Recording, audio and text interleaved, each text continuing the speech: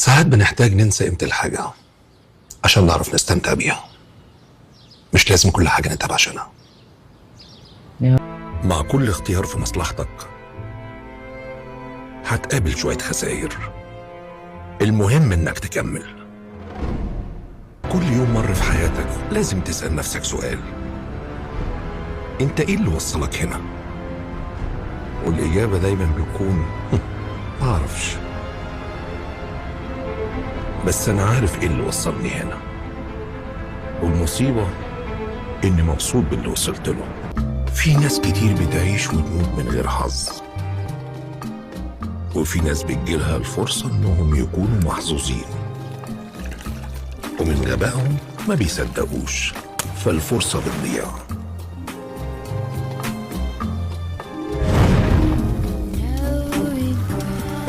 لكن أنا